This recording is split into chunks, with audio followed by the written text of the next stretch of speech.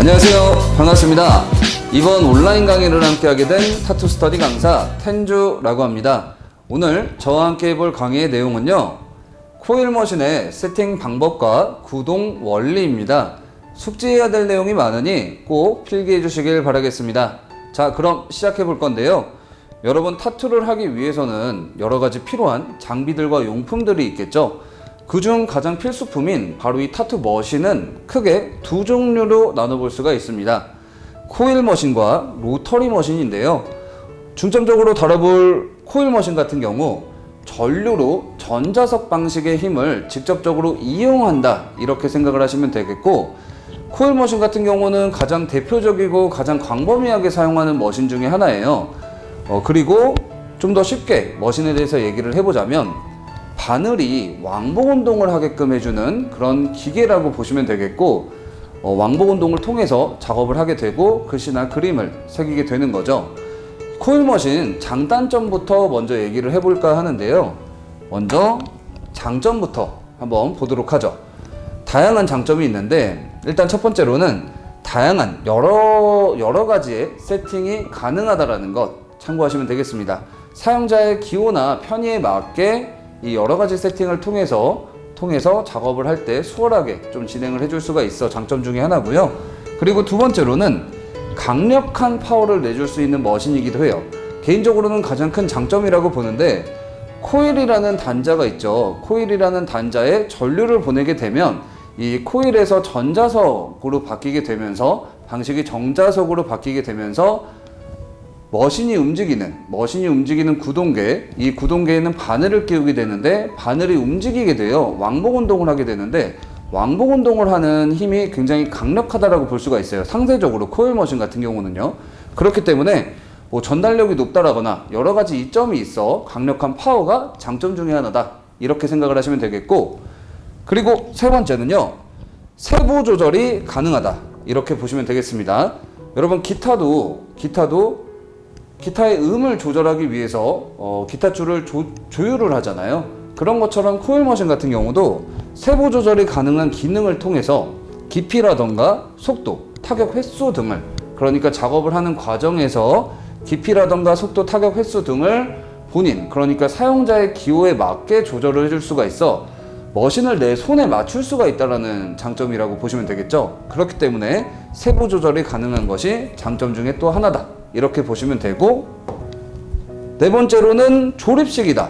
코일 머신은 조립식으로 이루어져 있어요. 여러 가지 부속품들이 한데 모여져 있는데, 그렇다 보니까 누구나 쉽게 세팅을 할 수 있고 누구나 쉽게 커스텀을 맡길 수가 있습니다.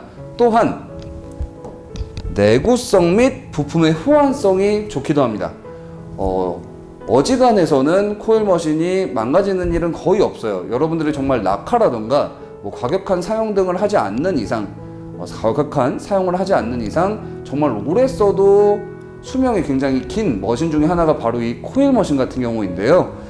아무래도 조립식이다 보니까 소모가 되는 부속품을 교체만 해주면 되기 때문에 굉장히 오래 쓸 수가 있고, 또 이 부속품을 교체했을 때 호환이 되느냐 안 되느냐도 중요할 텐데, 부품의 호환성이 전체적으로 굉장히 뛰어난 편이라서 크게 안 맞거나 하는 일이 거의 없어요. 저 같은 경우도 지금 벌써 7-8년 정도 사용하는 코일 머신이 있는데, 아직까지도 잘 쓰고 있고, 그 다음에 중간중간 정비를 쉽게 맡길 수 있어서 크게 불편함 없이 쓰고 있는 그런 부분들이 있습니다. 그렇기 때문에 장점 이렇게까지 알아보았고요. 그리고 반대로 장점에 대해서 알아보았으니 단점도 있겠죠, 분명히. 단점은 첫 번째로는 무겁다라는 것. 코일이라는 것이 구리선을 이렇게 감아가지고 사용하는 그런 단자거든요. 그렇다 보니까 아무래도 쇠덩이다 보니까 조금의 무거움이 좀 있고, 또 그 다음에 이 부속품들을 유지시켜주는 틀이 또 쇠덩이에요. 이 프레임이라고 하는 것이 쇠덩이이기 때문에 굉장히 이제 전체적으로 봤을 땐 다른 머신과 상대적으로 좀 더 무거워가지고 특히나 장시간 사용을 한다고 보면 손에 무리가 와서 이 점 유의를 해주시면서 사용을 해야 할 것입니다. 자, 그리고 시끄러운 소리를 가지고 있습니다. 쇳덩이들이 부딪히면서 만들어내는 마찰음이 굉장히 상당히 시끄러워요. 그렇기 때문에 아무래도 고객 입장에서는 긴장감이 더 유발되고 또 작업자 입장에서는 좀 불편한 점들이 있겠죠. 뭐 집중력이 하락이 된다거나 뭐 그런 부분들이 있기 때문에 아무래도 이 단점이라고 한다면 이 두 가지가 가장 큰 단점 중에 하나고, 소음은 억제를 할 수가 없어요. 그리고 또한 무겁다라는 단점을 보완하기 위해서 커스텀을 맡겨줄 수는 있겠지만 한계가 있기 때문에 아무래도 이 두 가지 부분 조금 감안해서 또는 장점적인 부분도 있으니 아무래도 모든 기기에는 장단점이 있기 때문에 이 점 그냥 참고만 해주시면 될 것 같습니다. 자, 그리고 다음으로 머신 세팅 방법에 대해서 얘기를 해볼 건데요. 자, 여러분, 코일 머신이 최종적으로 세팅이 다 된 모습이 바로 이 모습이라고 보시면 돼요. 자, 머신의 부속품이 총 1번부터 14가지로 이루어져 있고, 이 외에 지금 파란색으로 표시된 여러가지 소모품, 용품들이 있는데 이것들을 결합을 해주면은 이제 작업을 할 준비가 다 완성이 된 거죠. 세팅이 다 완료가 된 거죠. 먼저 부속 명칭, 그러니까 머신에 있는 부속품부터 한번 볼까요? 1번부터 14번까지 이 이름을 한번, 그러니까 부속 명칭을 한번 말씀을 드릴 테니 편하게 들어주시면 되겠고요.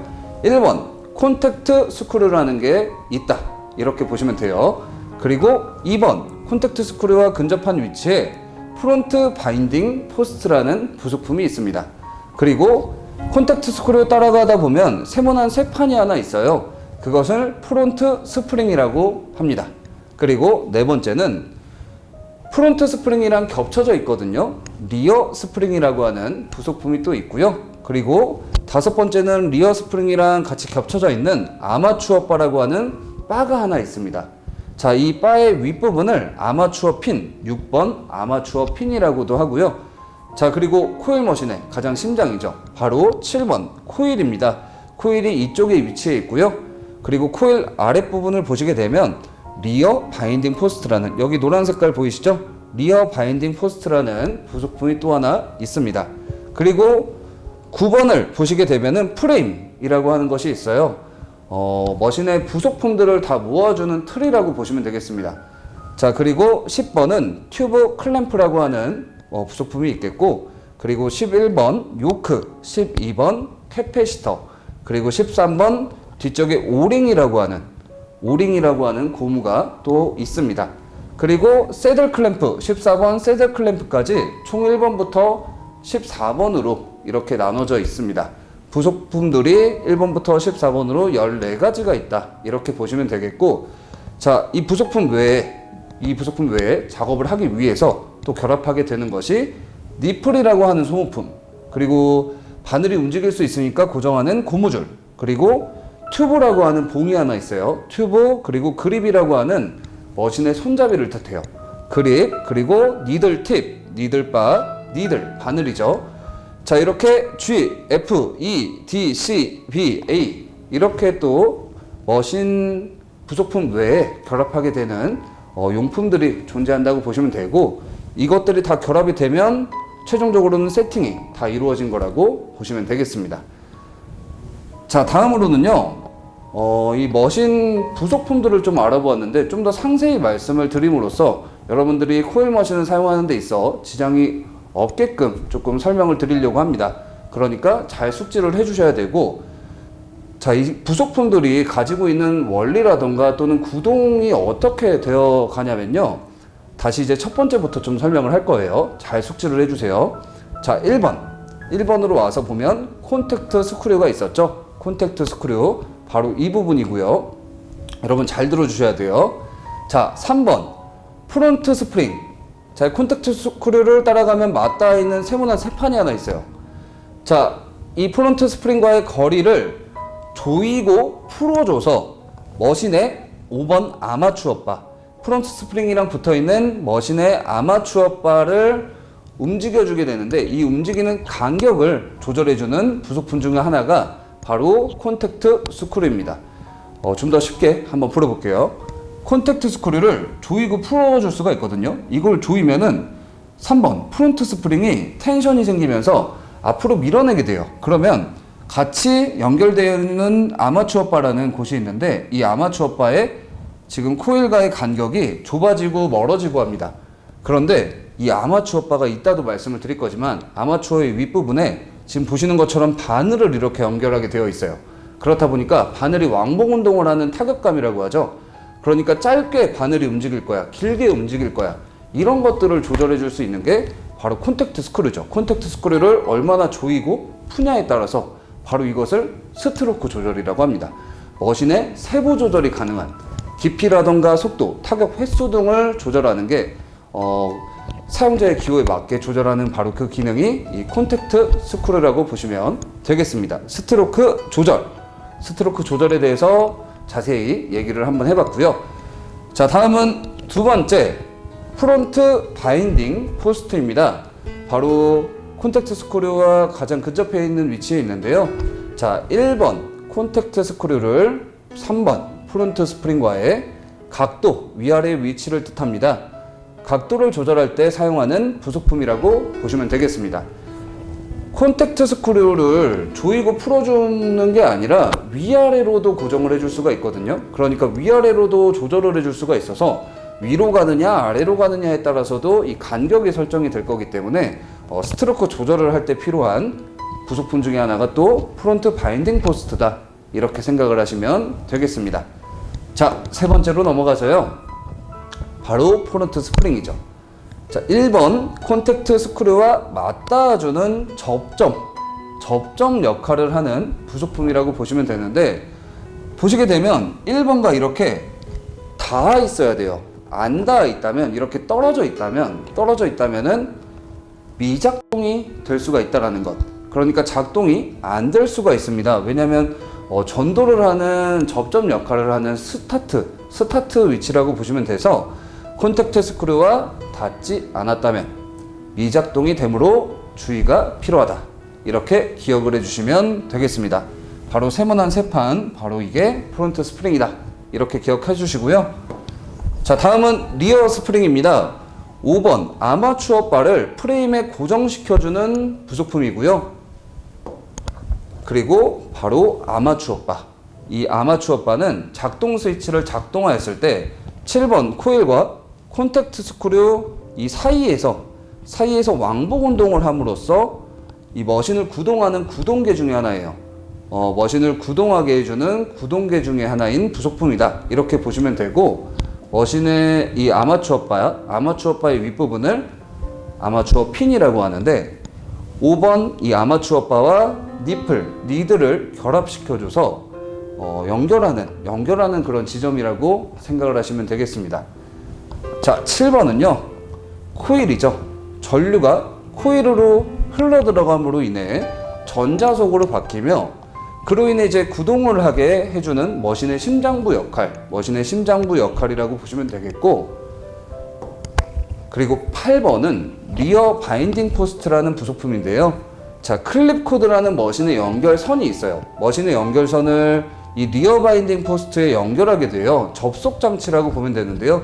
전력을 받아들이는 연결선을 통해서 전력을 받아들이는 접속 장치이다, 이렇게 이해를 해주시면 되겠습니다. 자, 다음 9번은요 모든 부속품들을 하나로 연결해주는 뼈대 역할을 하며, 그리고 코일 머신의 모양이나 기능적인 부분에 관여하는 틀, 바로 프레임이죠. 이 프레임의 모습에 인해서 아무래도 이제 기능적인 부분도 어느 정도 관여를 해줄 수가 있어 상대적으로는, 그러니까 보편적으로는 마음에 드는 프레임을 많이들 선택을 하고 이 프레임을 도색을 한다거나 하는 커스텀을 하기도 합니다. 마음에 드는 색깔을 위해서죠. 자, 그리고 10번으로 넘어가면 튜브 클램프라는 게 있어요. 자, 머신의 손잡이 역할을 해주는 그립이라고 하는 용품이 있다고 그랬었죠. 이 그립의 연결 부위인 튜브를, 바로 이 부분이 튜브예요. 이게 그립이고, 이 튜브를 결합해주고 고정해주는 부속품이 바로 이 튜브 클램프죠. 그러니까 머신의 손잡이를 넣어주면은 이 고정을 해야 될 텐데, 그거를 튜브 클램프를 조이고 풀어줌으로써 고정을 해주고 풀어주는 그런 역할을 한다고 보시면 되겠고요. 그리고 11번 받침 역할을 해주고 수평을 유지시켜주는 부속품입니다. 12번은 축전지로서 들어오는 전하를 보존해주는 역할을 하며 전하를 각 코일과 콘택트 스크류로 분할하여 전달시키는 부속품 중에 하나인데, 쉽게 보면 캐패시터라는 것은 전류로 움직이잖아요, 코일 머신이. 그렇다 보니까 전기를 보내주는 신호 장치라고 생각을 하시면 될 것 같아요. 그렇게 캐패시터에 대해서 알아보았고, 그리고 이제 13번 오링이라는 고무가 있는데요, 바로 프론트 스프링 쪽에 같이 연결이 되어 있을 겁니다. 3번 프론트 스프링의 텐션 및 각도를 잡아주는, 그러니까 프론트 스프링 및 아마추어 바가 움직이지 않게 살짝 잡아주는 그런 역할을 하는 고무라고 보시면 되겠고, 마지막 14번 새들 클램프입니다. 바로 2번 프론트 스프링의 반대편에 위치해 있는데요, 2번 프론트 바인딩 포스트와 1번 콘택트 스크류를 결합 및 고정시켜주는 부속품 중에 하나입니다. 콘택트 스크류를 조이고 풀잖아요. 그거를 얼마만큼 조였다면 움직이지 않게끔 고정을 해줘야 되는데, 그때 바로 이 새들 클램프로 조이는 걸 고정해 주는 거죠. 프론트 바인딩 포스트는 위아래를 고정해 주는 역할이었다면요. 이렇게 총 14가지로 부속품들에 대해서 상세히 알아보았는데, 여러분 머신은 좀 추가적으로 얘기를 해보자면 니드를 끼우지 않고 구동을 하게 되었을 때는 분당 한 6,000에서 9,000 횟수 정도의 왕복 운동을 통하거든요. 그런데 니드를 끼우게 되면 마찰력이 생겨서 회전수가 좀 줄어들게 되며 초당 40회에서 60회 정도로 왕복 운동을 한다, 이렇게 좀 기억을 해주시면 될 것 같아요. 머신이라는 것은 결론적으로 바늘이 왕복 운동을 대신, 그러니까 손 대신 하게끔 해주는 기계이기 때문에 이것이 초당 40회에서 60회 정도의 왕복 운동을 통해서 타투 작업이라는 것을, 글씨나 그림을 새기는 일을 대신해 주게 되는 그런 과정이라고 생각을 하시면 될 것 같습니다. 자, 이렇게 부속 및 머신의 구동 원리에 대해서 한번 알아보았는데요. 여러분 꼭 숙지를 해주셔야 사용하는 데 있어 지장이 없을 거고, 또 여러 가지 도움이 될 내용이니 꼭 필기를 잘 해주시길 바라겠습니다. 자, 이렇게 여러분 이 기계는 다루기에 따라서 또 굉장히 여러 가지 상황들이 펼쳐지겠죠. 그러니까 지금 알아볼 것은 머신의 경정비 방법이에요. 머신을 이제 쓰는 부분을 떠나서 이 머신이 만약에 미작동을 한다거나, 그러니까 작동 중 멈추거나 아니면 작동을 하려고 했는데 미작동이 된다면 대처 방안도 여러분들이 알고 있어야, 그러니까 자가적인 어느 정도 이제 자가적으로 조금 해줄 수 있는 대처 방안도 분명히 있기 때문에 확인하는 방법에 대해서 좀 얘기를 해볼게요. 그리고 코일 머신 같은 경우는 아까도 얘기했지만 장구장이 그렇게 심하지 않아요. 그래서 만약에 미작동 시 아무래도 큰 문제보다는 작은 문제들로 인해서 생기는 경우가 많아가지고 확인 방법 정도라고 생각을 하시면 되겠습니다. 자, 총 4가지로 볼 수 있고, 첫 번째 콘택트 스크류를 확인하는 것입니다. 여러분들이 당일날 머신을 사용하려고 작동을 했는데 작동이 안 된다, 그러면 콘택트 스크류를 먼저 확인하는 거예요. 보통 1번 콘택트 스크류와 3번 프론트 스프링, 아까 얘기했던 거 기억나시죠? 자, 콘택트 스크류와 프론트 스프링이 맞닿아 있어야 돼요. 맞닿아 있어야 되는데 이 접촉 부분에 맞닿아 있지 않다면, 이렇게 맞닿아 있지 않고 떨어져 있다면 당연히 작동을 하지 않을 겁니다. 전도가 안 됨으로써. 그래서 스트로크 조절, 콘택트 스크류를 조절을 해줘서 접촉되게 해줘야 하고, 혹은 콘택트 스크류와 이 프론트 스프링 사이에 이물질이 끼워져 있을 수 있어요. 또는 마모로 인해서 접촉이 안 돼서, 그러니까 전도가 안 돼서 생기는 문제일 수 있습니다. 그렇기 때문에 페이퍼 타올이나 종이를 사용해서 이물질을 제거해줘야 한다라는 것도 기억해 주시면 되겠습니다. 자, 이 부분 기억해 주시고요. 다음 두 번째는 연결선을 확인하는 겁니다. 머신의 연결선인 클립 코드와 작동 스위치를 풋스위치라고 해요. 풋스위치를 이제 신호를 보내주고 전압을 조절하는 서플라이라는 기기가 또 따로 있어요. 그 장치에 연결해서 사용하게 되는데, 클립 코드와 풋스위치를요, 머신에 같이 연결을 하게 되는 거죠. 이 서플라이, 클립 코드, 풋스위치, 머신이요. 그런데 이때 서플라이에 알맞게 끼워줘야 되거든요. 서플라이에 보시게 되면 풋스위치는 이쪽, 그러니까 클릭 코드는 이쪽 이렇게 나눠져 있는데 이걸 반대로 낀다거나 그리고 또 끼다가 말거나, 그러니까 반쯤 넣었는데 뭔가 작동이 안 된다 라고 한다면 그런 부분들을 먼저 확인을 해야 된다는 거죠. 상식적으로 설마 그러겠어 하실 수 있는데 정말 잔실수가 좀 있을 수 있기 때문에 꼭 확인을 해주시는 게 좋습니다. 주의를 해주시는 게 좋겠고요. 자, 확실히 연결을 했는지, 알맞는 위치에 연결을 했는지 확인을 해봐야 합니다. 이렇게 보시면 되고, 세 번째는 연결선 자체의 고장. 그러니까 클릭 코드 및 풋스위치는 직접적으로 사용하는 연결선이에요. 풋스위치는 발로 밟아서 사용하게 되고, 그리고 클릭 코드 같은 경우는 머신을 이리저리 사용하게 될 건데, 그럼으로써 과격하게 사용한다거나 보관 시 이 선을 너무 타이트하게 묶는다거나 하게 되면 안에 있는 접지선, 그러니까 선 안에 있는 구리선이 굉장히 얇아요. 그래서 잘 이제 끊어지거나 또는 연결이 잘 안 될 수 있기 때문에 주의해야 하고, 고장이 만약에 의심시에는 여유선을 구비해서 각각 확인을 통해, 그러니까 풋스위치가 문제인지 클릭 코드가 문제인지 각각 여유선을 통해서 확인을 해주고 교체를 해주시는 것이 좋고요. 팁이 있다면 내구성이 좋은 연결선을 구비하는 것을 추천합니다. 그러니까 사실상 이 연결선이라는 것들은 그렇게까지 경제적인 소비가 크지 않기 때문에 아무래도 한번 구비를 했을 때 오래 쓸 수 있는, 그러니까 두꺼운 선이라던가 튼튼해 보이는 그런 풋스위치를 구매하시는 것을 가장 추천합니다. 이러한 부분들까지 참고를 해보시면 좋고, 그리고 마지막이죠. 머신 혹은 서플라이라고 하는 전압을 조절해주는 그런 장치에 직접적인 고장이 났다면 머신이 이제 미작동이 되고 사용을 할 수가 없을 겁니다. 그렇기 때문에 코일 머신과 서플라이 장치는 사실 고장이 많은 편은 아니에요.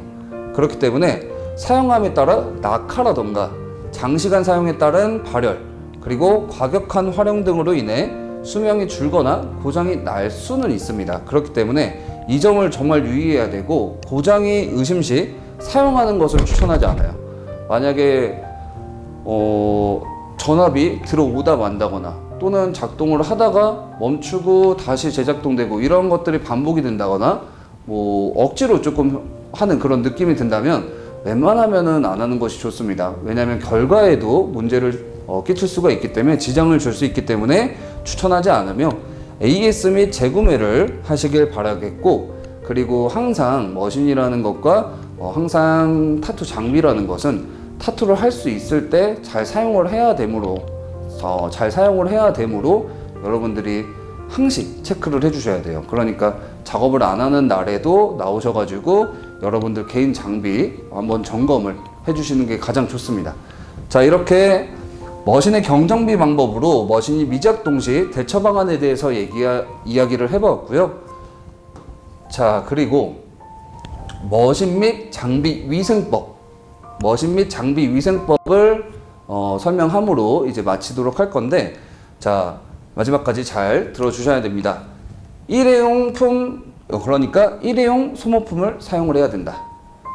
항상 타투라는 것은 감염의 우려가 있기 때문에 여러분들이 장비를 사용하는 데 있어서도 여러 가지 장비들과 용품들이 있을 건데, 특히나 이런 부분에 소홀하게 된다면 전문성이 떨어지고 위생에 그런 우려가 생길 수 있기 때문에 꼭 기억하셔야 됩니다. 재사용은 절대 안 되고요. 바늘의 재사용이라던가 그런 것들은 절대 안 되고, 이미 여러 수업에서 항상 저희가 강조를 하는 것 중에 하나일 거예요. 절대 일회용 소모품을 사용을 해서 절대적으로 위생적인 부분, 그러니까 용품적인 부분에서 소홀하지 않게 주의를 하시는 게 좋고, 손으로 하는 일이다 보니까 당연히 손이 위생적이지 않는다면 안 되겠죠. 그래서 장갑을 사용해야 되고, 손이 닿는 곳은, 내 손이 닿는 모든 곳은 랩핑을 처리해서 위생적으로 진행을 해주시는 게 좋습니다. 자, 그런데 여러분, 여러 가지 이제 장비 중에 또 좀 신경을 써야 될 부분들이 몇 가지 있거든요. 먼저 클릭 코드 같은 경우, 머신의 연결선이죠. 머신의 연결선이 아무래도 신체에 닿는 경우도 있어요. 그렇다 보니까 아무래도 감염의 우려가 분명히 있겠죠. 그렇기 때문에 이 클릭 코드 연결선에 비닐 커버가 있습니다. 이 코드 슬리브라고 하는데 이 위생 커버를 씌워가지고 사용하는 것이 좋고요. 당연히 일회용으로요.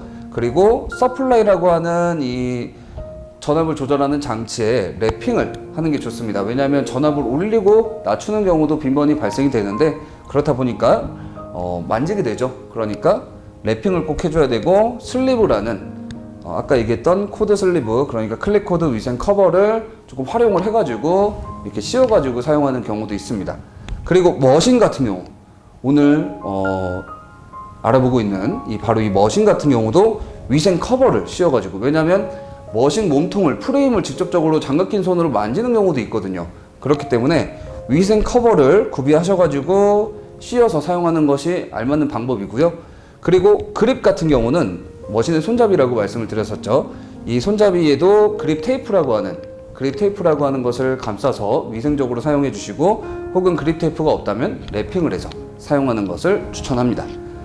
자, 그리고 보관 방법으로는요, 1회 사용 소모품은 당연히 사용하고 나서 폐기해야 되겠죠. 그리고 머신 커버 같은 경우도 제거 후에 가벼운 세척을 해주세요. PB 용액이라든가 물티슈 또는 에탄올 알콜로 소독을 한 번 더 해줍니다. 그러니까 에탄올 알콜을 페이퍼 타올이라든가에 묻혀서 한번 닦아주는 게 좋고요. 머신을요. 그리고 일회용 멸균팩이라는 그 비닐 봉투가 있습니다. 그 멸균팩에 밀봉을 하셔가지고 자외선 소독기에 보관을 하는 것이 가장 알맞는 보관 방법 중에 하나예요. 머신의 보관 방법. 그리고 아무래도 머신도 머신이지만 직접적인 연관이 있는 바로 머신의 손잡이인 이 그립 같은 경우도, 이 그립은 그립 테이프를 제거 후에 초음파 세척기라는 이 세척기에 한번 세척을 해주고, 그리고 세척솔과 세정제가 있습니다. 세척솔과 세정제를 사용해서 꼼꼼히 닦은 후에 흐르는 물에 한번 헹궈준 후, 그리고 멸균팩에, 머신 멸균팩 똑같은 걸로 사용하셔도 돼요. 이 멸균팩에 보관한 후에 멸균 오토클레이브가 있어요. 멸균 오토클레이브에 멸균하여서 자외선 소독기에 보관하는 것이 좋습니다. 만약에 이제 멸균팩이 없는 경우 그냥 자외선 소독기에 보관하셔도 되기는 합니다. 이러한 부분들까지 조금 살펴보았는데, 여러분 오늘 코일 머신의 이해에 대해서 한번 들어보셨습니다. 처음부터 끝까지 조금 진행을 해보았는데, 아무래도 이 머신이라는 것은 가장 손에 연관이 되는 일이기 때문에 오늘 마지막으로 들었던 이 위생적인 부분까지 철저하게 사용을 해주실 수 있어야 되고, 또는 머신의 하나하나 꼼꼼하게 내가 사용하는 머신이 어떤 친구인지 관심 있게 들여다보고 오늘 들었던 내용들을 숙지를 하신다면 머신을 사용하는 그런 부분들이 수월해질 거고, 또 그 다음에 여러 가지 시너지 효과들이 분명히 있을 거기 때문에 오늘 수업 잘 숙지를 해주셨으면 좋겠고, 이제 다음에는 더 좋은 수업으로 찾아뵙도록 하겠습니다. 자, 들어주시느라 감사합니다. 수고 많으셨습니다.